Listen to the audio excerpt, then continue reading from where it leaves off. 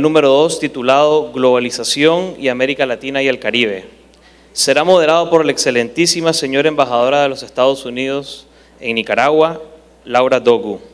Los panelistas invitados son el decano de INCAE y exministro de Comercio Exterior de la República de Costa Rica, doctor y profesor Alberto Trejos, el presidente del Grupo LAFICE, ingeniero Roberto Zamora Llanes, el vicepresidente para América Latina de Asuntos Corporativos de Cargill, Jorge Calderón.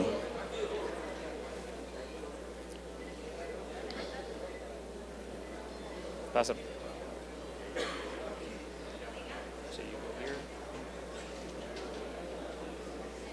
Don Roberto, pasa de García.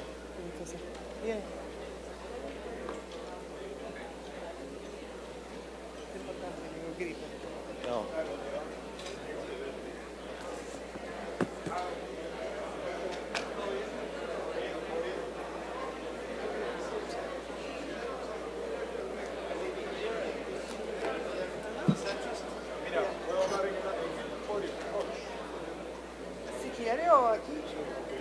Como quiera.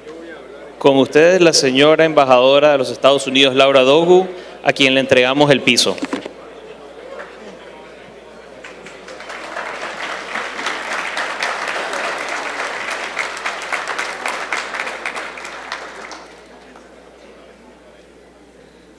Ok, creo que casi estamos listos, ¿no? Perfecto. Vamos a hacer esto en 2 idiomas. Voy a empezar hablando un poco en inglés y mis colegas van a hablar en español y después vamos a seguir en los 2 idiomas, creo yo. We have been asked to talk about globalization in Latin America. And I think we all know that globalization is a process of integration among the people, companies, and governments of different nations. A process driven by international trade and investment and aided by information technology. But globalization is not new. For thousands of years, people, and later corporations, have been buying from and selling to each other in lands at great distances, such as through the famed Silk Road across Central Asia that connected China and Europe during the Middle Ages. But policy and technological developments of the past few decades have spurred increases in cross-border trade, investment, and migration, so large that many observers believe the world has entered a qualitatively new phase in its economic development with a globalization that is, as author Thomas Friedman has said, farther, faster, cheaper, and deeper. A defining feature of globalization is an international, industrial, and financial business structure. Technology has been the other principal driver of globalization.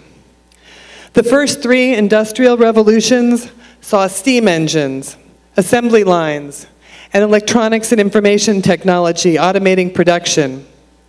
But we are now in the early stages of the 4th industrial revolution, that is fusing technologies that blur the lines between the physical, the digital, and biological spheres, requiring tools like smart networking, data sharing, and artificial intelligence. Technology's impact on the global economy, including the labor market, has been immense. Entire industries have risen, evolved, or faded. Recent studies have predicted that millions of jobs are going to be replaced by automation over the next several decades. In emerging markets, where more work is manual, the percentage of jobs disrupted could be as high as 70%. But the news isn't all bad. While job displacement and dissolution can be painful, the advances in technology ultimately increase productivity and lead to higher standards of living. Additionally, certain professions and industries will see a surge in demand as the global economy and labor market evolve. Opportunities will arise as the economy assimilates new technologies. Education and training will be critical, as the panel just ahead of us was talking about. To address both the technology and globalization, I see 3 keys to the region. First, innovation. Innovation means change, transformation, new ideas, new ways of doing business. Innovation can use new technology, or it can rethink old methods or products in a new way. We can look to our youth to our innovators, our risk takers, and give them the tools to succeed. Second, information sharing. Success in this new economy comes not from hoarding, but from sharing knowledge far and wide to make new connections. Those that facilitate communication, participation, and information exchange are stronger and more sustainable. Third, sustainability instead of stability.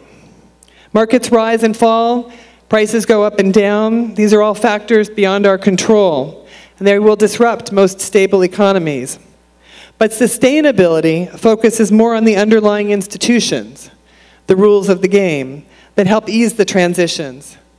That's why it's so important that courts respect the rule of law, that government ministries administer regulations fairly and transparently, that education systems prepare students with the skills required today, and that innovators and businesses are protected not by their political connections, but by rules applied fairly to everyone.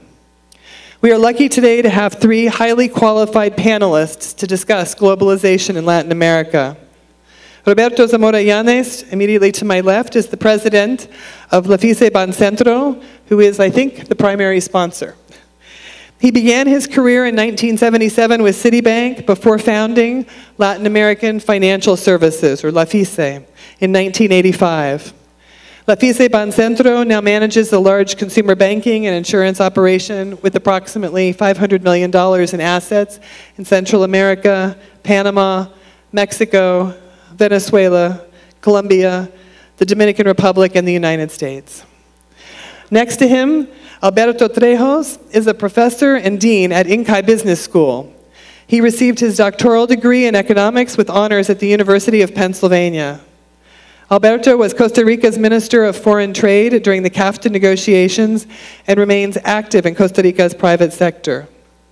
INCAI, as we've heard, is one of the best-rated business schools here in Central America and Latin America. Finally, Jorge Calderon is the Corporate Affairs Vice President for Latin America for Cargill. He has a professional career with more than 23 years of experience in the private sector, transnational corporations, and international organizations.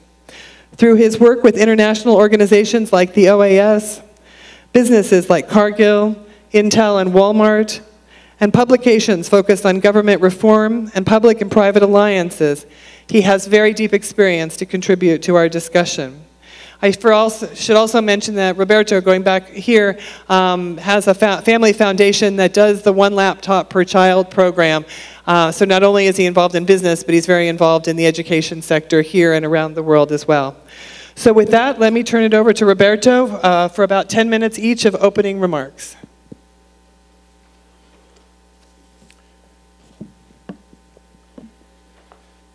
Yo voy a hablar desde aquí porque hablo un poquito más claro que sentado, así que me disculpa ahí. Buenos días a todos, querida embajadora. Es un honor compartir este panel con usted, con Alberto y con Jorge. Realmente el tema de la globalización es un tema fascinante, pero al mismo tiempo es muchas veces frustrante. Es como la canción, un poquito para adelante, un pasito para adelante y varios pasitos para atrás, pero aunque sea vamos avanzando. Estudiando algo de este proceso de la globalización, encontramos de que uno de los principales actores de la globalización es un nicaragüense. Y no sé si ustedes saben eso, que nuestro principal globalizador fue Rubén Darío, nuestro poeta.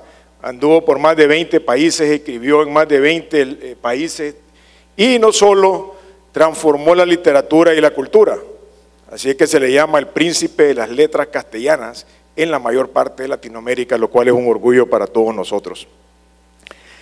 Muchas veces como sector privado nosotros pensamos de que hablamos bastante y hacemos muy poco. Y eso, datos del BID, del Banco Mundial, de la CEPAL, en el cual los números dicen que no vamos creciendo. ¿Y por qué no vamos creciendo?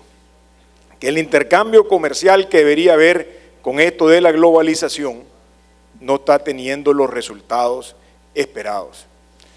Y con la tecnología, pues la gente se da más cuenta más fácilmente de esa situación.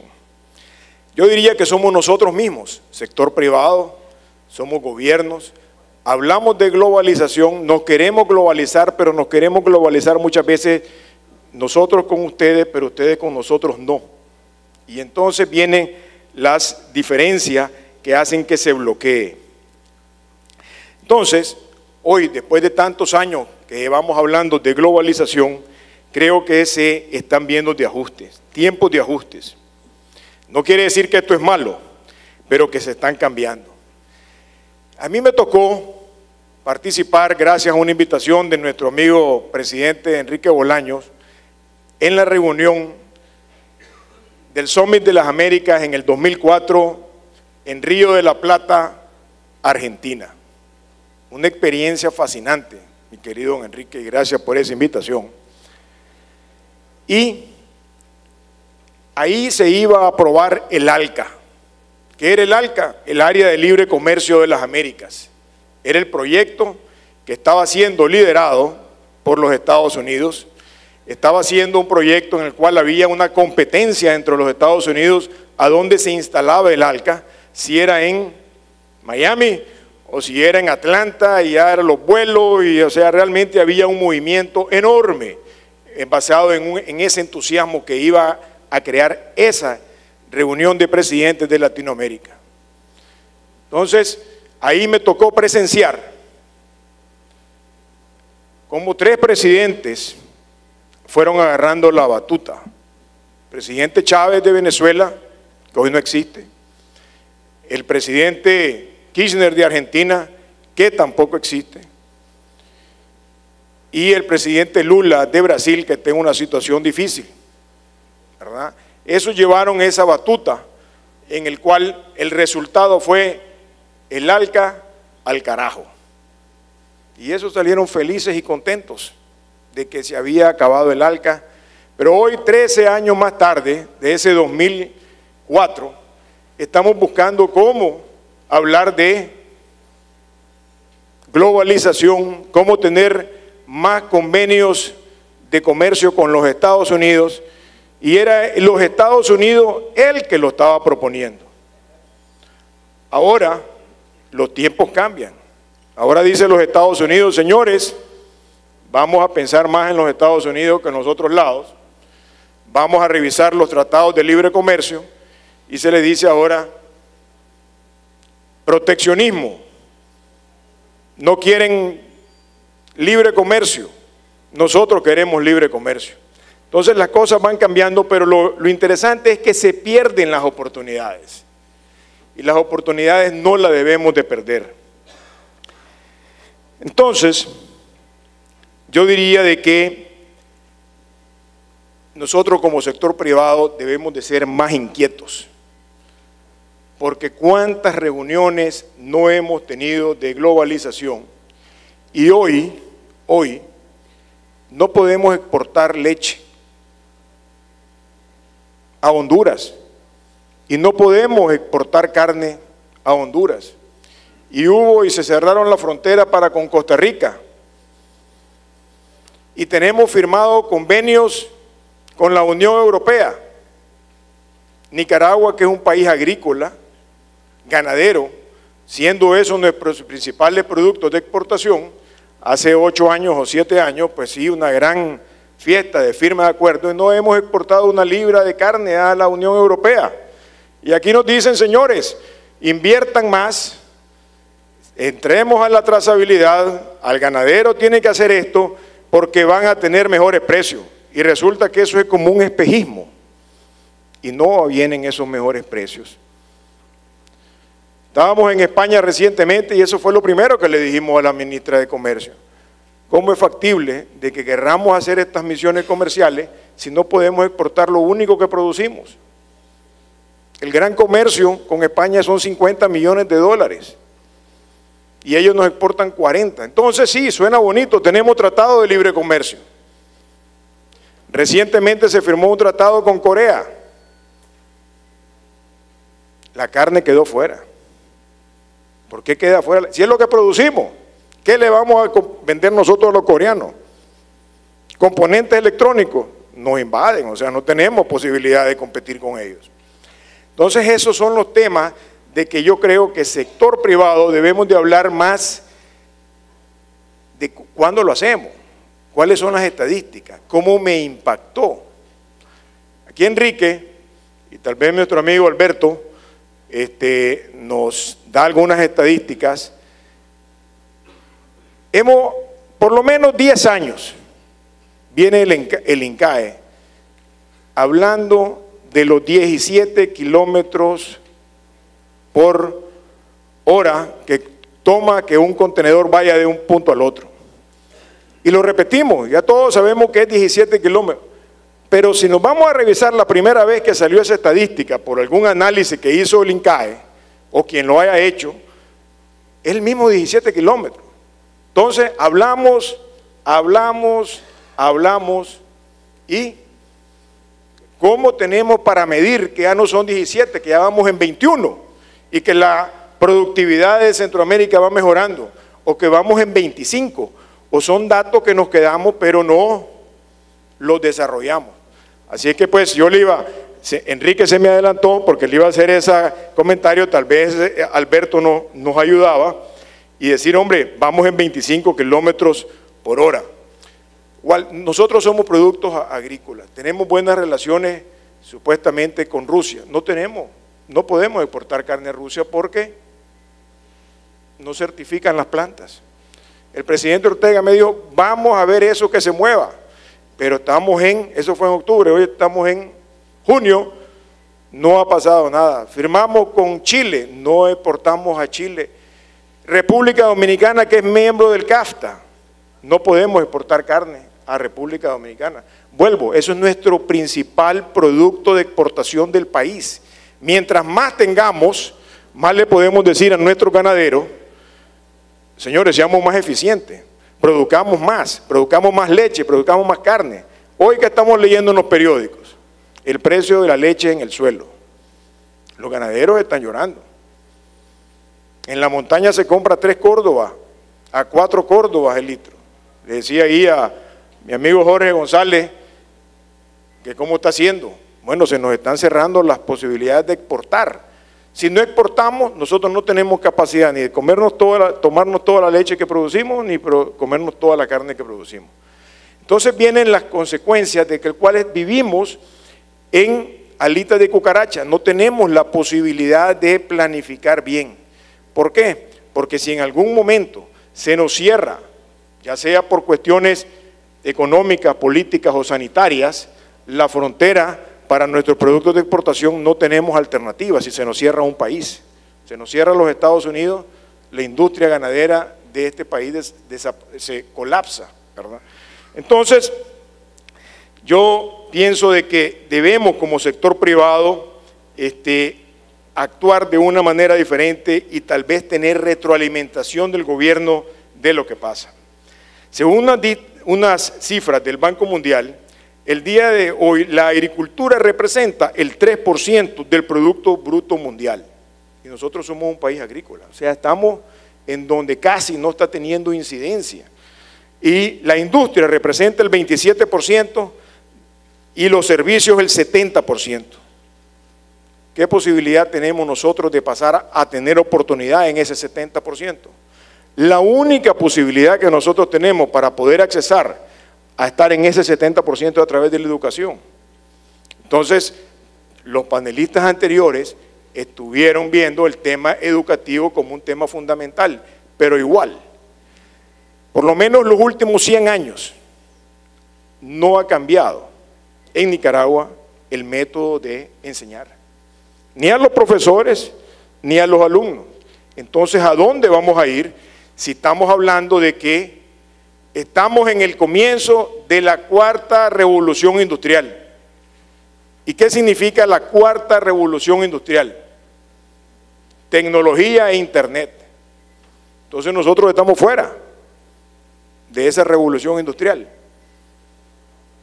Ahí es donde está el tema de que el gobierno y nosotros, sector privado, debemos de hacer algo mucho más agresivo, algo de que sea tangible, porque oír y seguir oyendo y no ver si vamos progresando, nos podemos crear una falsa expectativa de que vamos avanzando muchísimo bien. Yo creo que Nicaragua, en la educación y en todas las oportunidades que tiene, podemos avanzar de una manera, si lo estamos avanzando 1, podría ser 5. Las oportunidades que tenemos como país y las oportunidades que tenemos de crecimiento. Recientemente, hace 3 semanas, regresé de África. Fui invitado por el presidente de Ruanda.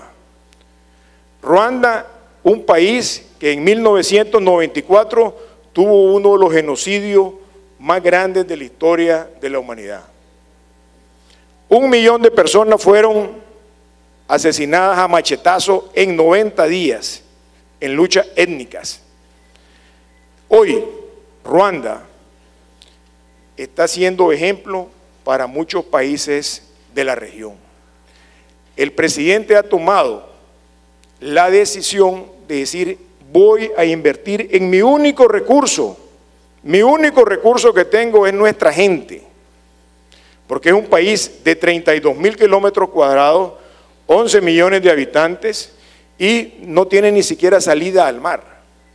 Entonces ellos han dicho: voy a invertir en mi gente, y le está dando el proyecto educativo a todos los niños. Hoy ya tiene Ruanda 270.000 computadoras, esas que mencionó Tono, ¿verdad? Y esas que estamos desarrollando aquí en Nicaragua. ¿Y saben qué? Estamos firmando un acuerdo con ellos para que personal nicaragüense va a irse a vivir a Ruanda a entrenar a los maestros y a implementar el proyecto de esas 270.000 primeras computadoras.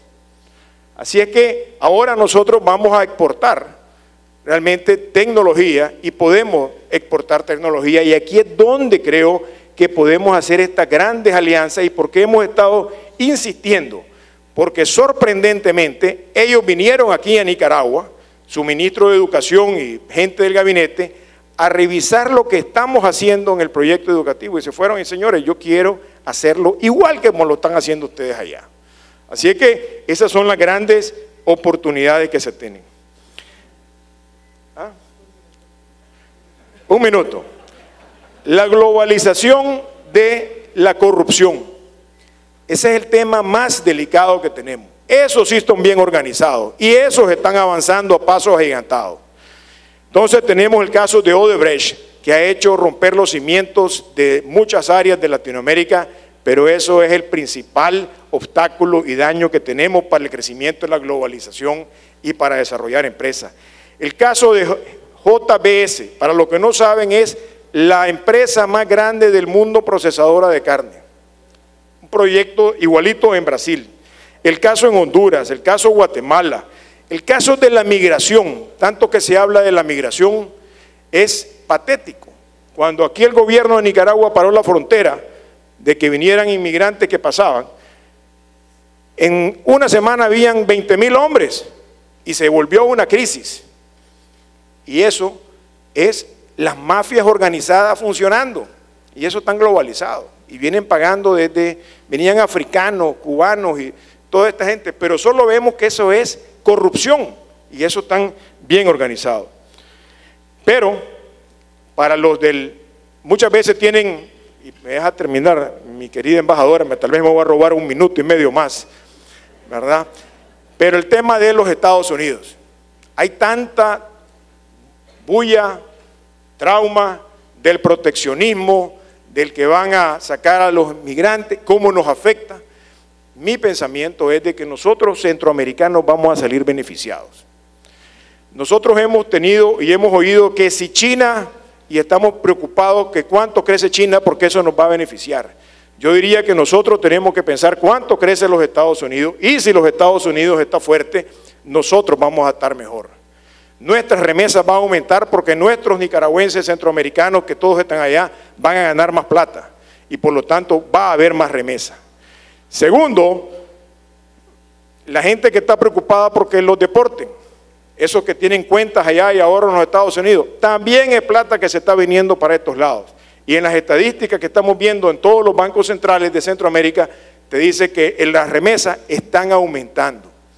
Así es que yo creo de que Centroamérica, con esta nueva administración y con el fortalecimiento que está buscándose ser en los Estados Unidos, vamos a salir más beneficiados que perjudicados.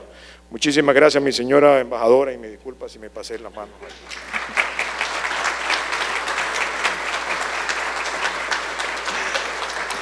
Pues, muchísimas gracias. Vamos a regresar a algunos de estos temas tan importantes, pero ahora quisiera dar la oportunidad a Alberto a compartir sus pensamientos. Muchas gracias, señora embajadora. Yo voy a hablar de aquí porque perro viejo ladra echado, dicen en mi país. Parece que el micrófono de Roberto funciona mejor que el mío.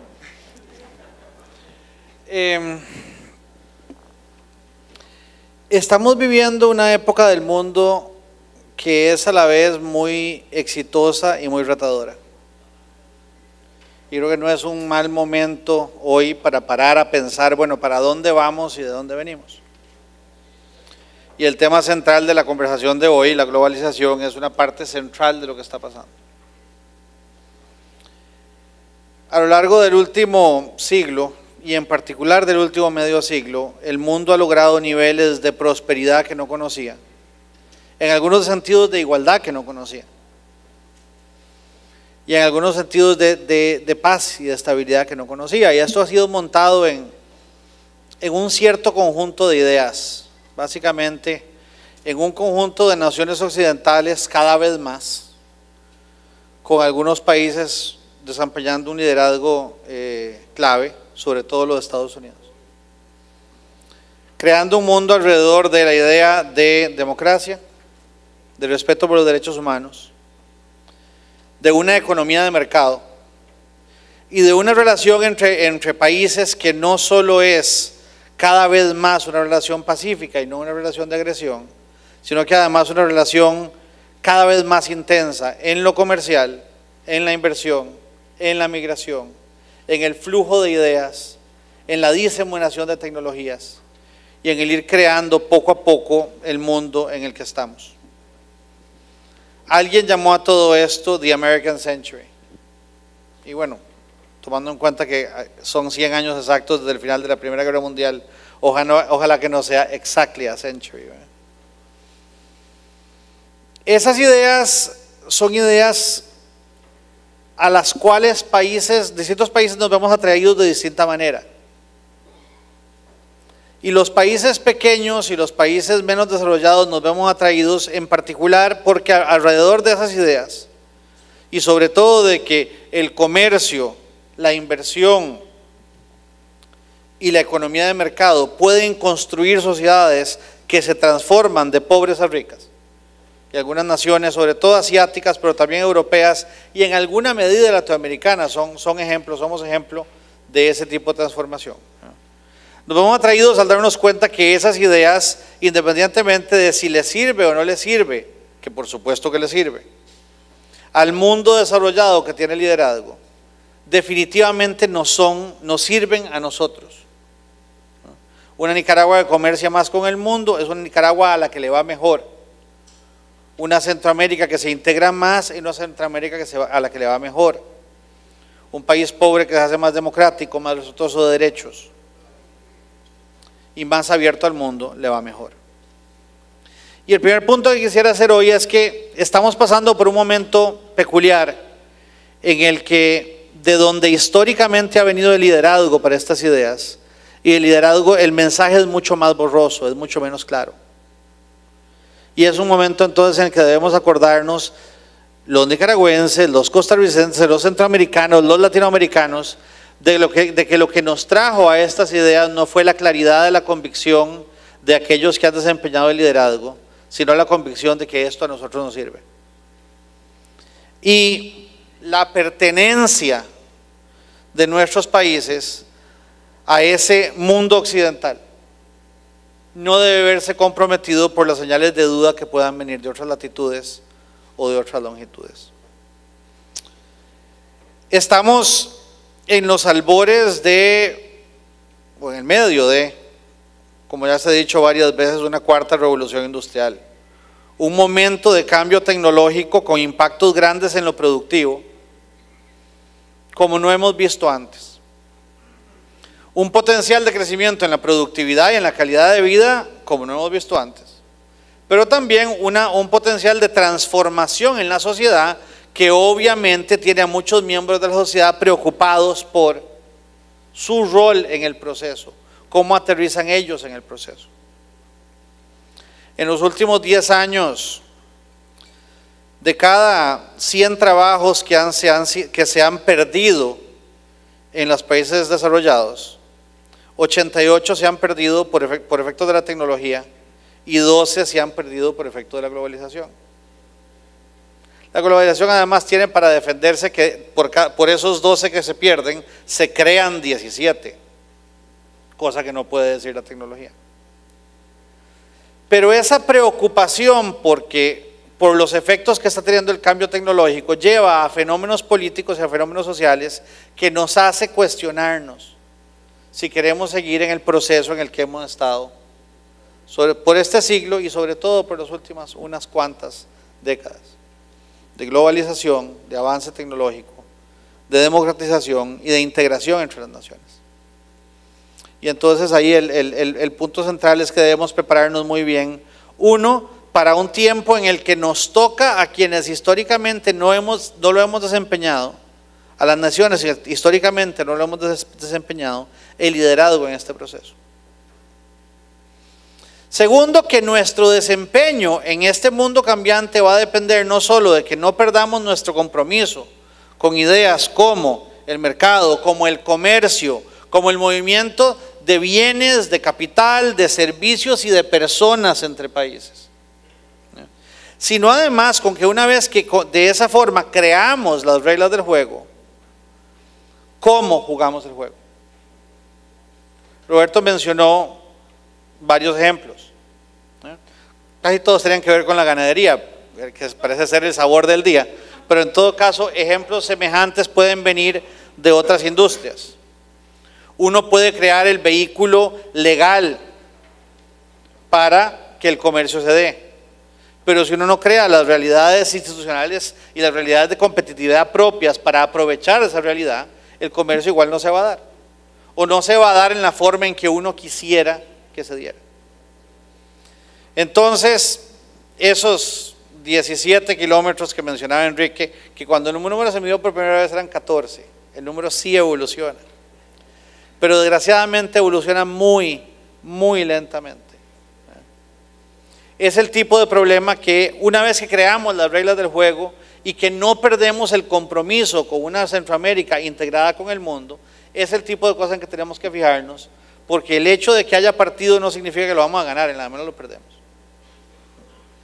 Nuestra competitividad, cada vez más, sobre todo dentro de ella, nuestra educación, que es un tema que creo que vamos a volver después, se vuelve una parte central de cómo nos va en ese mundo más integrado. Porque primero, si perdemos la convicción en esas cosas, vamos a perder el partido. Pero segundo, si mantenemos la convicción pero no mejoramos nuestra capacidad de competir, vamos a perderlo por menos, pero igual vamos a perder el partido. El vaso no está en Centroamérica enteramente vacío. Hay algunas áreas en nuestra competitividad en que hemos mejorado enormemente.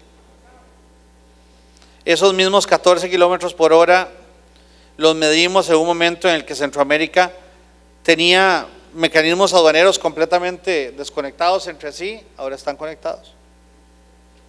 No tenía un mercado centroamericano de energía, que ahora sí lo tiene. No nos podíamos imaginar una Centroamérica que no produjera algo que no fuera lo tradicional. Y hoy nos encontramos a una Nicaragua que ya exporta más productos no tradicionales que tradicionales. Nos encontramos una Costa Rica cuyo principal producto de exportación es equipo médico. Nos encontramos una Costa Rica y Panamá con un superávit en servicios gigantesco. Nos encontramos incluso a Honduras, el país más pobre de la región, con una ciudad que es una capital de exportación de bienes manufacturados. La región avanza, el problema es que no avanza a la velocidad suficiente.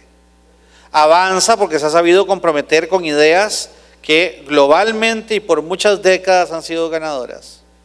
No avanza lo suficiente porque no sabe mejorar su propia competitividad.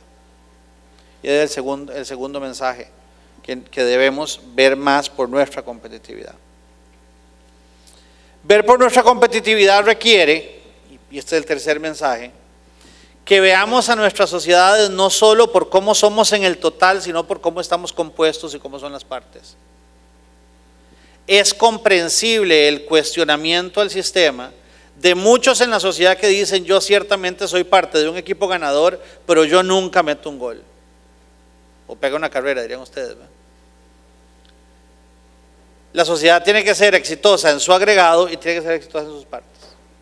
Y eso se está convirtiendo mucho más difícil o mucho más confuso que en otros momentos. Porque estamos viviendo una época en la que los cambios tecnológicos hacen que inversiones históricas en algunas cosas ya no generen los mismos frutos. Que la búsqueda de la equidad requiere instrumentos diferentes, que la búsqueda de la productividad requiere instrumentos diferentes. Y por último, yo creo que es importante que nos planteemos cómo será el proceso de integración de nuestros países al mundo en los próximos años. Yo diría que para empezar tenemos que recordar la importancia que tiene para los centroamericanos el mercado común. La eventual unión aduanera, ojalá la verdaderamente constituida, que tanto hemos perseguido, unión aduanera. Unión aduanera significando que cuando el camión llega a la frontera, el rótulo "bienvenido a Honduras" es una cosa que se le acerca a 100 kilómetros por hora. Porque si estamos suficientemente integrados en lo institucional y en lo legal, no necesitamos las aduanas entre nosotros. El día que lleguemos ahí, vamos a tener una región mucho mejor integrada. El mercado común centroamericano es a la vez una enorme historia de éxito y una enorme historia de fracaso. Es una enorme historia de éxito que Centroamérica tenga, después de la Unión Europea, el área de comercio entre países más integrada del planeta. Porque claramente los europeos van de primeros, pero yo creo que nosotros claramente vamos de segundos.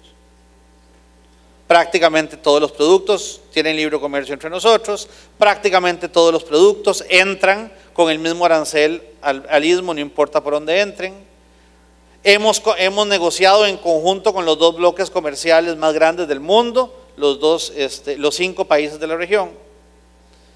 Tenemos mucho avanzado, pero también es sorprendente lo lento que nos ha ido en esta última etapa, la de pasar de ser un mercado común a ser una unión aduanera. Para Centroamérica, integrarse entre nosotros nos hace más fuertes porque no solo nos crea un mercado unos para otros, que fue su propósito original, que los nicas puedan vender en Guatemala, que los guatemaltecos puedan vender en El Salvador y los salvadoreños puedan vender en Costa Rica. Hoy en día el mercado común o la integración centroamericana es una plataforma para algo mucho más importante, que lo que comparten nicas y partes centroamericanas y partes costarricenses se pueda producir en Honduras para exportar al mundo. La coproducción entre nosotros como una plataforma para competir afuera, que es en lo que se convirtieron la Unión de Estados Americanos hace 200 años, en lo que se convirtió la Unión Europea hace unas cuantas décadas. Y para ello necesitamos una integración mucho más profunda. Una integración que además tiene que ver hacia afuera de una forma diferente. No una Centroamérica que se integra en que le pone barreras muy grandes al mundo que no existen entre nosotros, sino una Centroamérica que se integra, no definida por lo altas que son los muros alrededor de la casa, sino por bajos que son los muros adentro de la casa. Una Centroamérica que empieza a ver como Centroamérica a otros lugares. Panamá y Colombia son socios comerciales en este momento muy interesantes, a los que todavía tratamos los países centroamericanos individualmente en vez de colectivamente. Dominicana y eventualmente Cuba pueden ser pasos siguientes en esa integración. Sobre todo con los vientos que soplan desde los países que históricamente han llevado el liderazgo, es muy posible que los mecanismos de integración, además globales, dejen de ser por unos años los mismos que han sido hasta ahora. Volviendo a uno de los temas que mencionaba Roberto, yo no me estoy imaginando que tengamos mucho más acuerdos comerciales dentro de 20 años que hoy. Sí me estoy imaginando que salvemos el ALCA que vos mencionabas de abajo para arriba, que ahora esta vez sí lo podamos hacer porque lo hagamos de abajo para arriba. No con esfuerzos que involucren, por ejemplo, a todo el hemisferio y donde la meta era encontrar el mínimo común que pudiéramos firmar los 22. Yo fui uno de los ministros que tuvo que declarar difunto al ALCA. Sino más bien de un grupos más pequeños de países que estén listos para dar un paso de integración mucho más agresivo entre ellos. Acumulando origen entre nosotros, homologando los acuerdos que tenemos entre nosotros. El ejemplo de la Alianza del Pacífico es un ejemplo interesante en ese sentido. Un grupo de 4 países que tienen todos acuerdos entre sí y lo están convirtiendo en un solo acuerdo para empezar a construir una integración latinoamericana. Habemos 3 países más elegibles para ser miembros de ese grupo y algunos, como Nicaragua, están a un pasito de ser elegibles y tal vez eso sí lo podemos construir. Eso, el hacer más profundos, más inteligentes, más semejantes y acumularlos entre sí, los instrumentos existentes, posiblemente sea el paso que sigue, el paso correspondiente a lo que vivimos en las últimas décadas, que es simplemente crear estos instrumentos jurídicos. Y una vez creados, vuelvo a la idea, a una de las ideas originales, una vez creados, tenemos un partido por jugar que nadie nos garantiza que ganemos.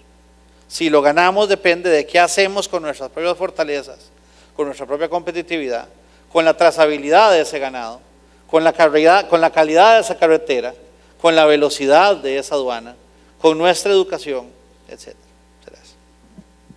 Muchísimas gracias. Ahora vamos a escuchar la historia de Cargill, la perspectiva de Cargill. Muchas gracias. Primero que todo, un placer estar aquí con ustedes y agradecerles a los organizadores y al pueblo nicaragüense, siempre tan hospitalario, y me encanta estar acá cada vez que se puede.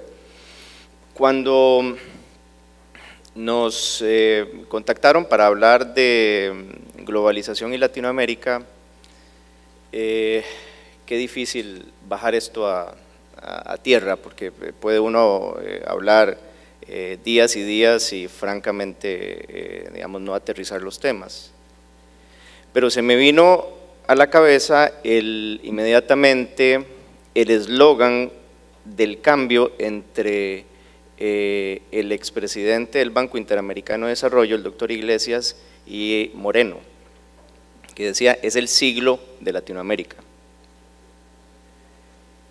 Con ese eslogan fue que Moreno entró con mucha fuerza a hacer un recambio, digamos, en la forma de operar del BID. Pero esa fuerza de Latinoamérica se nos cayó con la primera caída de commodities que hubo a nivel mundial. Hasta ahí llegamos. La economía de Colombia decreció, Venezuela no les tengo que decir, ya ustedes conocen lo que ha sucedido con los precios del petróleo, etc. Seguimos siendo en alguna medida una región tremendamente dependiente del tema de los commodities y muy poco generadora de valor agregado.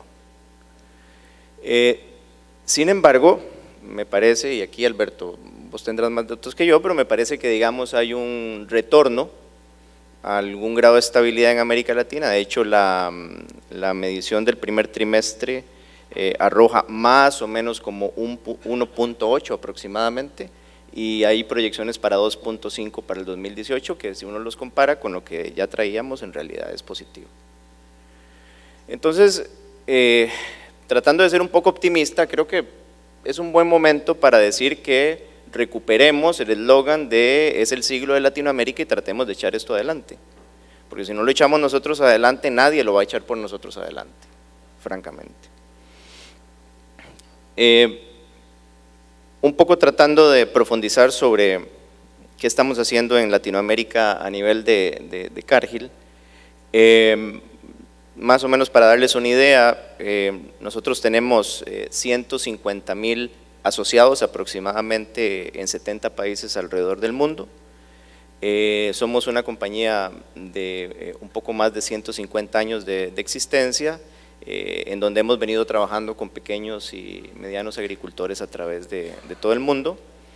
Tenemos más de 100.000 millones de ingresos por ventas anualmente y el último año ventas alrededor de 2.000 millones en earnings, perdón.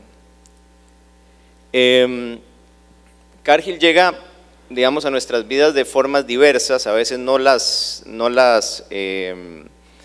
reconocemos debido a que somos una empresa más B2B que B2C, entonces pasamos a veces muy desapercibidos, pero producimos muchísima materia para Abbott, por ejemplo, en temas de fórmulas para los niños, desde coberturas en pasteles de cumpleaños, edulzantes, 0 calorías como stevia, etcétera, carne, que es probablemente, y ahora voy a entrar en ese tema yo también, ya que todos lo estamos tocando, porque me parece muy importante lo que Roberto mencionó en relación al tema de comercio intrarregional, pero carne, aquí en Nicaragua ustedes nos conocerán por la marca Tip Top, que somos digamos, productores de pollo bastante importantes, o otros productos industriales. Creamos cadenas de suministros, utilizamos 6.000 puertos aproximadamente en el mundo simultáneamente. Ayudamos a agricultores a optimizar sus rendimientos, ahora vamos a profundizar sobre eso. Ayudamos también mediante todo un programa que se llama Kitchen Solutions a formular recetas para ayudar a toda la parte que tiene que ver con los restaurantes, manejamos riesgos financieros, hacemos futuros, etcétera. En Latinoamérica operamos en 16 países, que son los que ustedes pueden ver ahí en la filmina. Tenemos aproximadamente 300 instalaciones permanentes, 29.000 empleados, más de 150 marcas comerciales. Esto es importante porque Cargill en realidad es más B2B, pero en Latinoamérica tenemos una tendencia a hacer B2C, vamos directamente al consumidor, como es el caso de Tip Top aquí en Nicaragua, o es el caso de Pipasa en Costa Rica, etcétera. Y en los últimos 5 años hemos invertido 2.15 mil millones en la región. Esto, pasémoslo. Negocios en Latinoamérica, tenemos en el área de alimentos presencia en México, Brasil, Centroamérica, Venezuela. Nutrición animal, en esos mismos países incluimos también Argentina, Perú, Uruguay. En la parte de cadena de suministros, en lo que tiene que ver con granos y cereales, México, Brasil, Venezuela y la región de Cono Sur. Instrumentos financieros en México y en Brasil, manejo de riesgos, molinos de maíz y azúcar, proteína animal, sal, etcétera. Next. Ahora, seguimos creyendo en Latinoamérica. Francamente, como les decía, somos creyentes de que Latinoamérica ofrece oportunidades únicas ahora y es el momento de invertir. Compramos recientemente, hace 2 años aproximadamente, Ivos, que es la empresa de alimento de salmón más grande del mundo, que tiene operaciones en Noruega y tiene operaciones en Chile. La semana pasada, como muchos de ustedes ya lo habrán escuchado, y si no, esta semana se va a hacer un poco más público, compramos Pollos Bucanero en Colombia, es la segunda empresa más grande de producción de pollo en Colombia. Estamos duplicando nuestro tamaño en Puerto de Amazonas, en Brasil. Tenemos una experiencia muy interesante con Costa Rica en materia del Centro de Servicios Compartidos, en la que yo particularmente, digamos, tuve que luchar por traernos ese Centro de Servicios Compartidos a Costa Rica y que no se lo llevara a Singapur y no se lo llevara a Malasia. Fue una lucha durísima, pero al final de cuentas Cargill decidió invertir en Costa Rica y se han creado solo en el CBS más de 2.000 empleos, esperamos llegar a 5.000. Tenemos acá algo que ustedes lo ven, la mayoría que pasa por Managua y se traslada a sus trabajos diariamente, el centro de distribución de Tip Top, el grande que acabamos de hecho inauguramos con la señora embajadora hace relativamente poco. Entonces, en general, definitivamente nosotros creemos en Latinoamérica. Desde el punto de vista económico, creo que se está llegando a algún grado de estabilidad. Desde el punto de vista político, sí, hay algunos países que ofrecen más oportunidades que otros, no vamos a negarlo. Por ejemplo, el caso de Perú. Perú es lo que nosotros podríamos considerar un país, digamos, subinvertido. Las oportunidades que ofrece Perú son enormes, sin embargo los niveles de inversión extranjera son relativamente bajos. Me parece que el presidente Kuczynski está haciendo un buen trabajo, tiene un problema, digamos, en el Congreso en temas de gobernabilidad con el fujimorismo, pero en términos generales el país va bien. Y podemos seguir diciendo, caso por ejemplo de Uruguay, que se ha estabilizado muchísimo, Paraguay también, Brasil, a pesar del tema de corrupción, que ahora mencionaste el tema de corrupción y lo que el presidente, digamos, se ha visto expuesto y la situación en Brasil, pero las reformas legislativas, que es de lo que la prensa nunca hablan en los medios, sobre todo la reforma laboral que se está sacando adelante en Brasil, da unas garantías para los inversionistas extranjeros enorme. Caso de Colombia, yo sé que tenemos un speaker de Colombia en la tarde probablemente, pero el caso de Colombia es paradigmático, a pesar de la caída de los precios de los commodities, a pesar de la crisis que ha generado todo el tema del conflicto con las FARC, al final de cuentas es un país interesantísimo también para invertir, pese a que afronta retos importantes ahora en el tema de desmovilización. Centroamérica también, me parece que lo hemos nosotros demostrado, se puede seguir invirtiendo, se puede seguir creyendo, etcétera.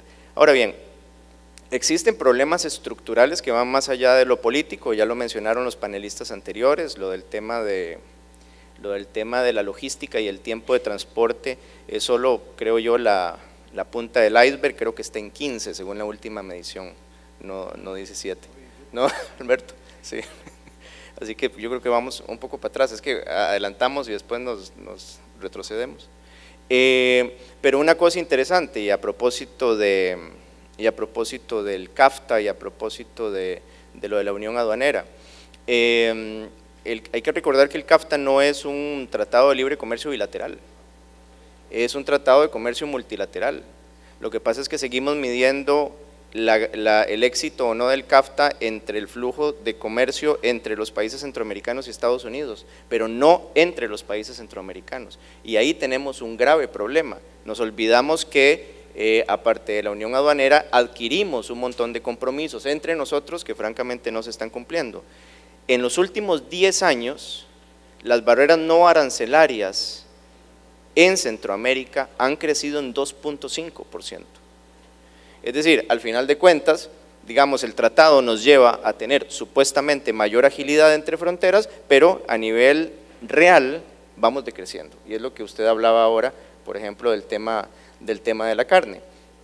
Nosotros como compañía global de alimentos, nuestra visión de la agricultura es poder producir más eficientemente de manera tal de que podamos llenar las mesas de los consumidores de manera más rápida. Según el último informe de Naciones Unidas, el mundo está consumiendo 1.6 su tamaño real de producción. O sea, estamos consumiendo más rápido que lo que podemos renovar. La única respuesta que tenemos para eso en términos de nutrición y alimentación es ser más eficientes en la producción. No hay de otra. Y además de la eficiencia está el tema de cómo movemos ese alimento. Porque seamos honestos, no es la misma capacidad de producción, y voy a poner un ejemplo muy claro, que tiene Nicaragua en frijol que tiene Costa Rica, por ejemplo, nada más para dar un ejemplo, digamos aquí de países vecinos, no es la misma.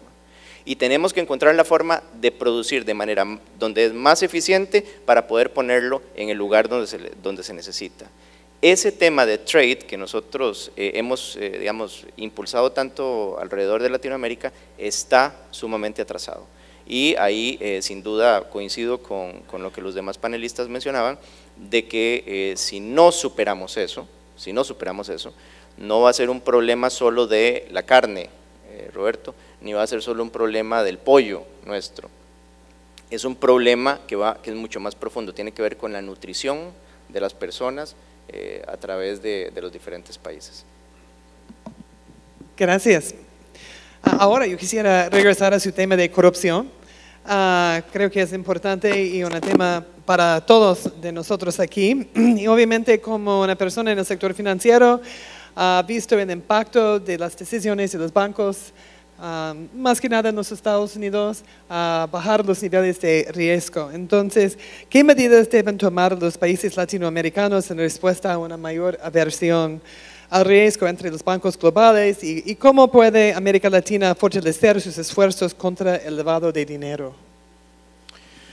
Bueno, ese es el tema de fondo. Aparte de todo lo que hablamos de comercio, globalización, el retroceso que se ha dado en la globalización en el mundo financiero, que es la llave y el motor para facilitar esa globalización, es enorme. Hoy es casi imposible que un extranjero abra una cuenta en un país que no es su propio país. Imposible. Es casi imposible que un empresario pueda abrir una cuenta en otro país si no es una serie de barreras que tiene que subsanar para poderlo hacer.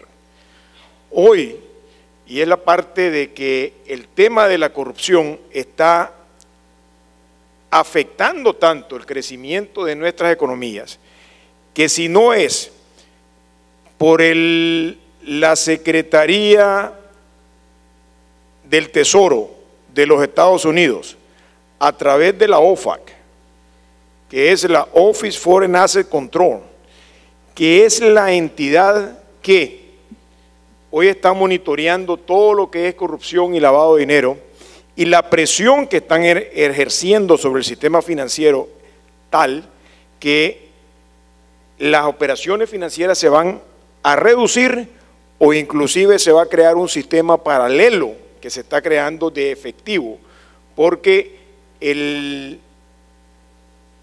los bancos nos estamos volviendo unos fiscalizadores contra el lavado de dinero, contra el narcotráfico, y la responsabilidad que nos está cayendo es que tenemos que desarrollar departamentos de controles mucho más grandes, tenemos que tener gente contratada para monitorear eso, y no solamente esto es en todos los bancos del mundo. Entonces los bancos corresponsales, y que aquí es donde viene el gran riesgo, y Latinoamérica tiene que realizar, son 5 bancos, casi los corresponsales que tenemos en Latinoamérica, que son Citibank, Bank of America, Wells Fargo, JP Morgan, y digamos esos son 4, no solo. Y la presión que ellos están haciendo, ¿por qué? Porque han tenido, por los riesgos de lavado de dinero y financiamiento del terrorismo, han tenido que contratar miles de personas para darle seguimiento a cada transacción. Las transacciones no solamente las grandes, las pequeñas. Y entonces el costo de hacer negocio se está volviendo sumamente alto. Así es que yo diría de que con lo de Odebrecht, con lo de Wackett, con lo de Rosenthal, con todo lo que ha ido pasando en toda nuestra región, es OFAC. Y eso es maravilloso para nosotros, sistema financiero, porque ya no solamente somos nosotros que estamos monitoreando, sino que tenemos una fuerza mayor que todo el mundo tiene respeto. Y los bancos corresponsales nos dicen, si cuidado tenés una operación que sea medio sospechosa, te cierro la cuenta.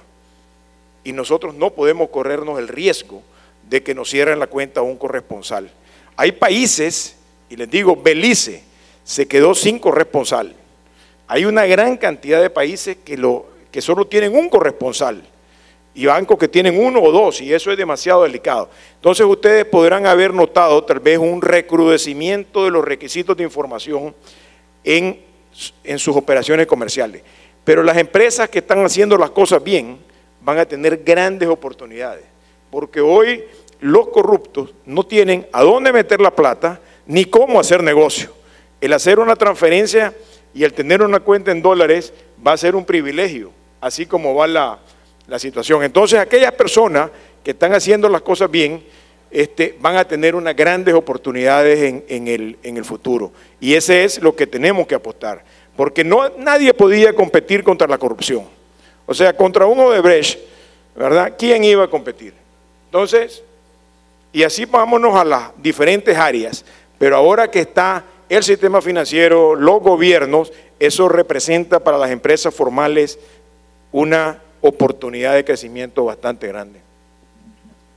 Muchísimas gracias. Quisiera devolver al tema de educación porque tenemos un experto en eso también. ¿Cómo debe cambiarse la educación a medida que los mercados laborales se expanden a través de las fronteras? El trabajo se dirigirá a las personas que pueden hacerlo mejor, a menor costo, independientemente de la ubicación. ¿Qué deben hacer los educadores para preparar a los trabajadores de mañana? Bueno, muchas gracias. Este es un tema que me parece que es un tema central en dos sentidos. Primero, el capital humano ya representa el doble que el capital físico en importancia a la hora de explicar el crecimiento de las naciones. En la misma forma en que un país en el siglo XIX era rico si tenía tierra y en el XX era rico si tenía capital físico.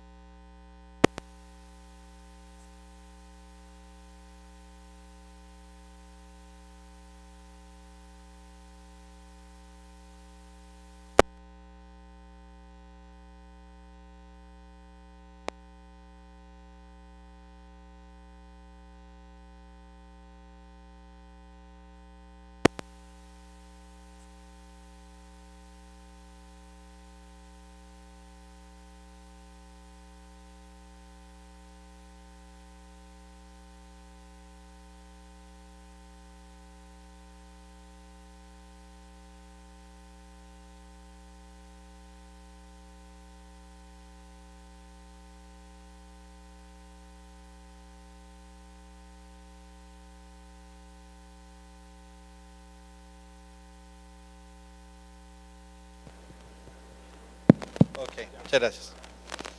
Históricamente nos hemos enfocado en dos aspectos del problema educativo que no son los únicos. Uno es la cobertura, cuánta gente pasa por el sistema educativo o llega a un determinado año, y otro es el gasto por estudiante. Y aunque esas dos cosas obviamente son importantes, no cuentan toda la historia, y voy a mencionar 4 cosas que me parece que son centrales aquí. Una es que ese nivel de gasto no significa nada si no somos más eficientes en el gasto. Por ejemplo, en el caso de América Latina, hay 5 países que en los últimos 10 años subieron en más de 3 puntos del PIB cuánto gastan en educación. Pero en la gran mayoría lo que subió fue el gasto en el costo de administrar el sistema educativo. De manera que lo que llega a los estudiantes, en términos de calidad del docente, en términos de equipo, en términos de cómputo, en términos de instalaciones, básicamente no cambió. Y es un recordatorio de que pensar nada más en el número macro, cuánto está llegando, cuánto estamos gastando.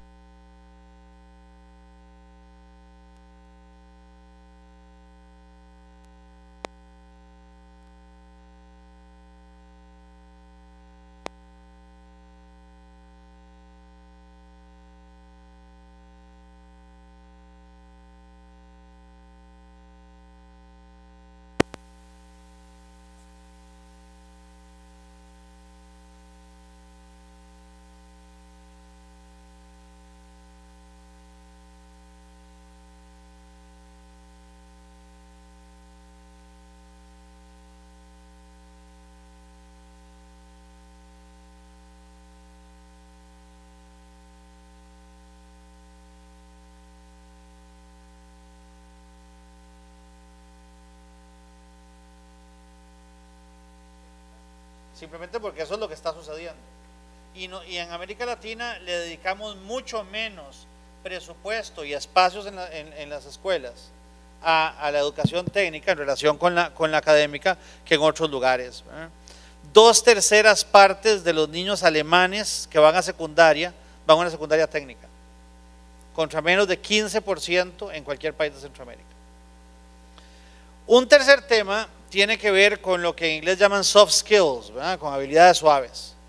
y los que estamos en el sector productivo sabemos que obviamente lo primero que una persona tiene que tener es ciertos conocimientos para ser productivos, pero hay otras cosas que no se aprenden como materia, pero que sí se aprenden, que cambian la productividad de la gente. Está la persona en capacidad de trabajar en equipo, está la persona en capacidad en momentos de crisis de priorizar correctamente, está la capacidad de la persona de aprender de sus errores, de trabajar en un entorno que no le es familiar. Estas son todas capacidades que sí formamos o deformamos en el proceso educativo, pero que no las vemos como una materia que se enseña, sino como un hábito que se aprende y que es cada vez más importante.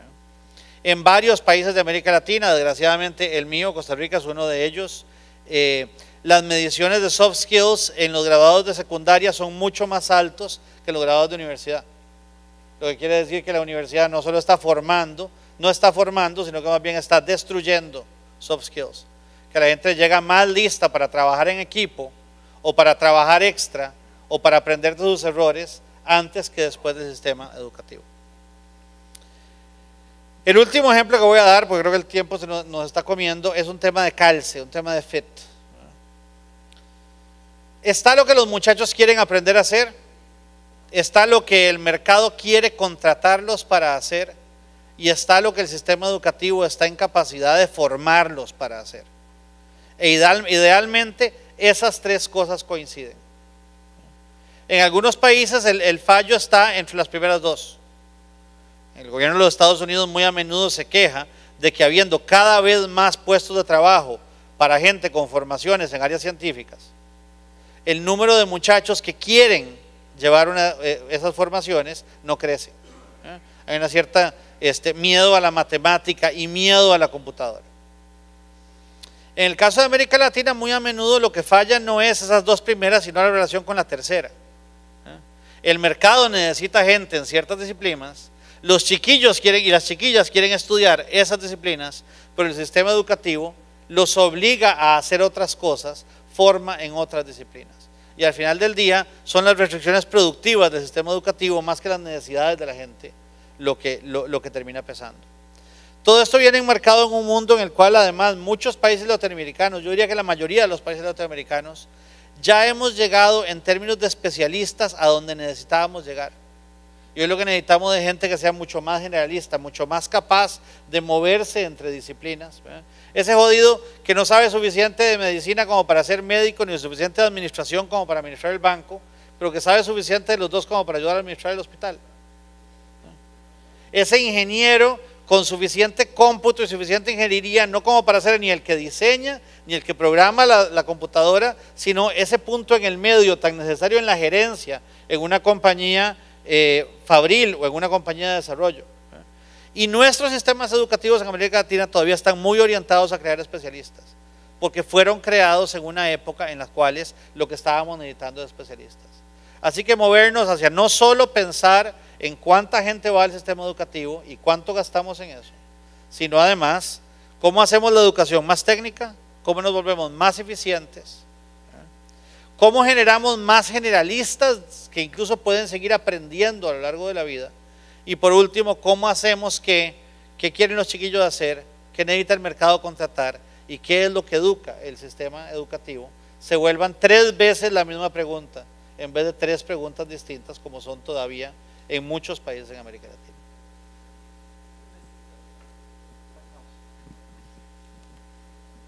Gracias. Creo que la última pregunta es por Jorge. Como representante de Cargo, una empresa global, y estamos aquí con empresarios de toda Latinoamérica y hablando de globalización. En el mundo de las cadenas de suministro globales complejas, ¿qué significa Made in Latin America? ¿Qué es la marca de Made in Latin America?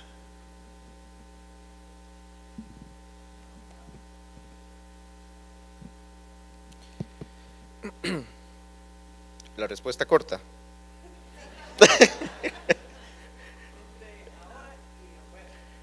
Ok. Por el momento no mucho. Me parece que los países han invertido en marcas nacionales, muchísimo, pero muy poco en una marca regional. Un poco volviendo al punto que hablaba al inicio, dado que somos estructuras productivas que generamos tan poco valor agregado, con algunas excepciones, la materia prima sale de Latinoamérica, pero al final de cuentas nadie se da cuenta que eso es de esa manera y terminan generando productos al consumidor muy valiosos sin que signifique un valor agregado la marca per se, ¿verdad? Entonces, me parece que hay compañías que han hecho cosas extraordinarias en ese sentido. Voy a poner un ejemplo que se me viene a la cabeza en este momento, Natura en Brasil, ¿no? Es decir, Natura ha logrado generar primero una marca país, o sea, es decir, sacar provecho de la sostenibilidad y los recursos naturales de Brasil para ofrecerlos al consumidor a través de productos de belleza, a través de productos alimenticios, una serie de cosas, y luego se empezó a expandir por Latinoamérica más allá de Brasil y empezó a conformar una marca y una imagen, digamos, de Latinoamérica en ese tipo de productos. Lo ha hecho maravillosamente, pero quisiera que no fuera la excepción, pero hay muy pocos casos de esos en Latinoamérica. Otro ejemplo que no estamos muy lejos, el caso de un norteamericano casualmente, Café Brit en el caso de Costa Rica, que empezó con un tema de café costarricense y terminó vendiendo la marca de café latinoamericano a través de marcas digamos Perú, Colombia, etcétera. Entonces, me parece que todavía no estamos en un estadio de desarrollo de la marca de Latinoamérica per se. Todavía existen algunos problemas estructurales que nos hacen, digamos, no tener esa unión que deseamos, pero estoy seguro que esa es la ruta correcta. Es decir, ahora hablaba Alberto del tema de acuerdos de libre comercio a nivel regional, hablaba lo de la Alianza Pacífico, etcétera, etcétera, pero me parece que estamos todavía en un estadio de discusión política muy profunda que no nos lleva con la velocidad que necesitamos. Pero la respuesta corta a la pregunta es, digamos, todavía no mucho.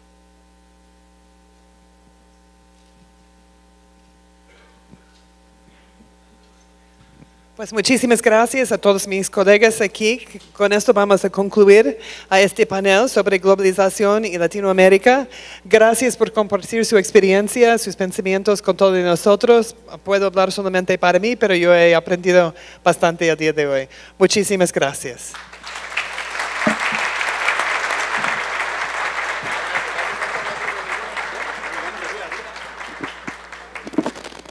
Gracias a nuestros excelentes panelistas.